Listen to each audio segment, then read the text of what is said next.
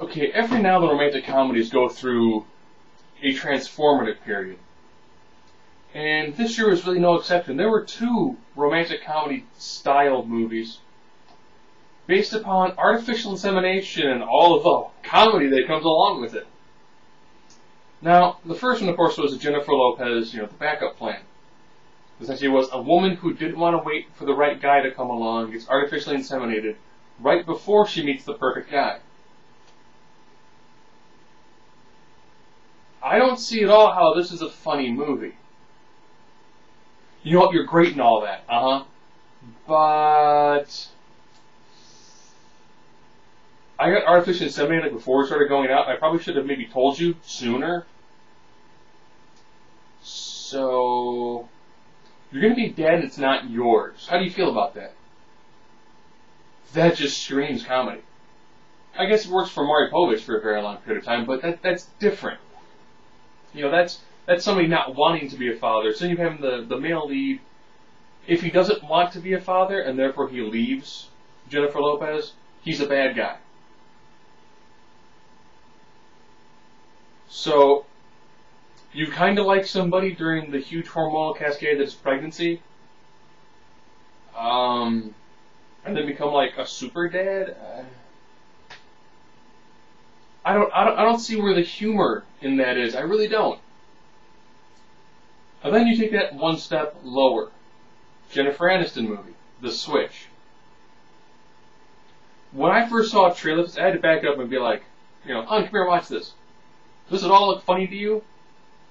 I picture them sitting in the back office, the huge heads of Hollywood executives.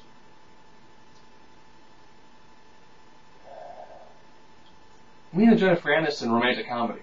Yeah, because, they always sell huge. They just, the world is just crying out for more Jennifer Aniston romantic comedies. What if we threw an artificial insemination? Dude, that's a goldmine of jokes right there. Okay. What if we did this, yeah? What if she's got a friend, okay? He kind of likes her, she really doesn't care for him in that sort of way. Like every other romantic comedy. Okay? Now what if he replaces, the sperm donor semen with his own? Why would he be with the other guy's semen? Because it's going to be in a jar in the bathroom. Who would keep a jar of donor sperm next to the sink in their bathroom? Because it's an insemination party.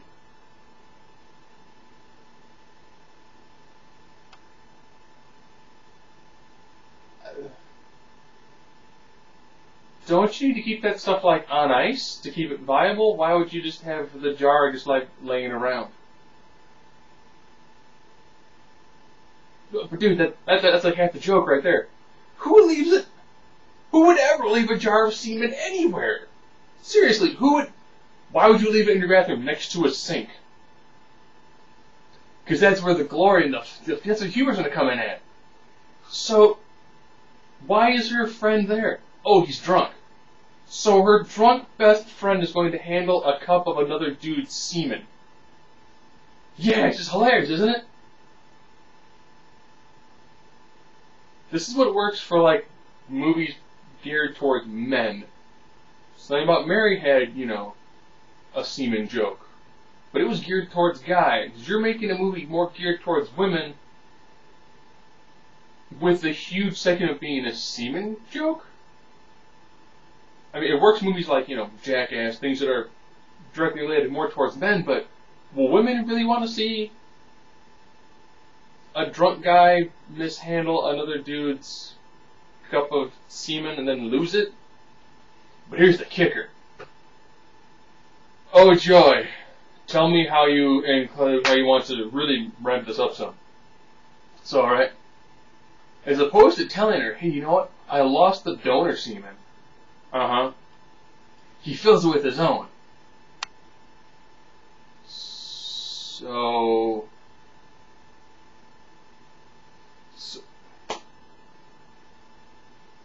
is that kind of like rape?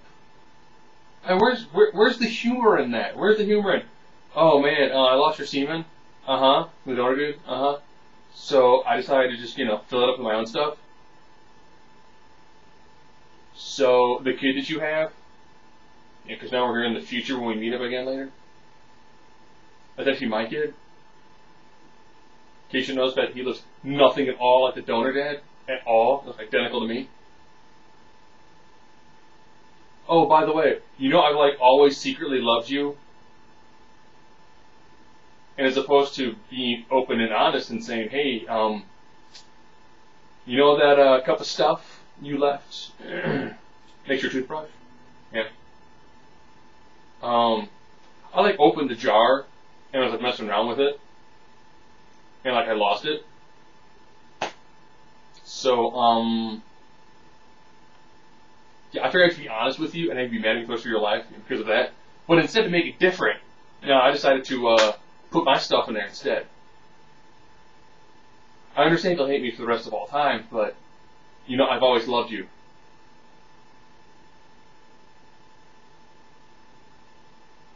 So, having not seen the movie, I can't even remotely fathom how this has a remotely conceivable ending.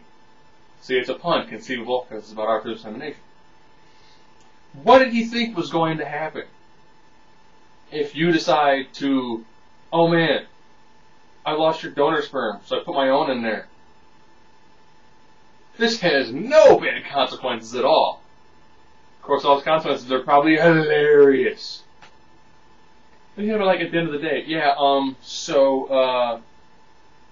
the kid that you had and all that you gotta walk around to now, he's kind of mine. Funny story. I was drunk in your bathroom, right? And I lost your donor sperm. Oh. Then I put my own in there because I had the free time, And, so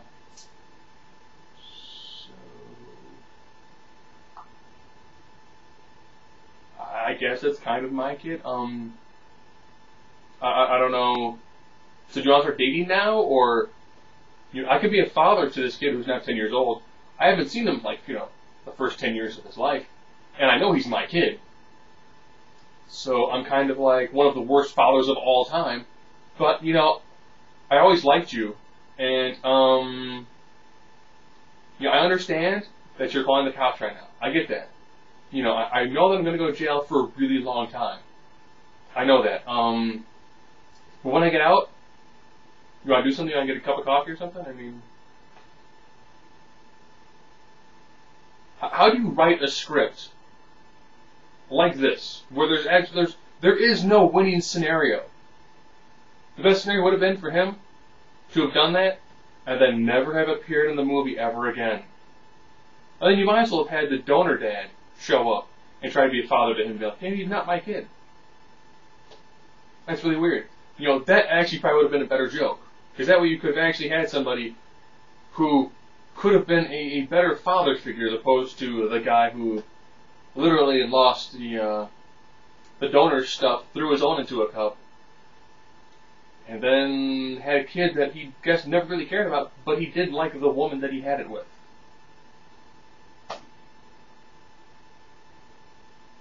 Say what you want to about, movies geared towards men.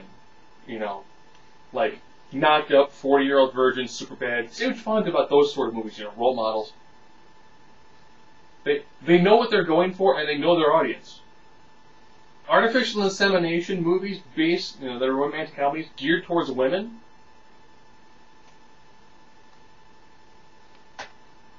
Really, you could think of nothing better than that. Nothing at all. You couldn't have had Hugh Grant in a movie where someone thinks he's gay, like the rest of his movies. You couldn't have got 4 women together, who none of them are that attractive, and have them go off into a desert and do something. You could think of nothing else to do for a movie. You got funding. You filmed the movie. There are lots of other movies that could have been made in place of these 2 movies. I'm thinking a Sopranos movie probably would have done better than either of those two movies. And you know what? It wouldn't have needed semen jokes. In fact, you know what? They might actually have worked in The Sopranos. But romantic comedies about artificial insemination? Did people really think these would make a huge amount of money? That these would turn a profit? That people would go and be like, wow, that was a hilarious movie about somebody switching out someone else's semen for their own. Oh, that's so hilarious. Oh, my sides are exploding with laughter.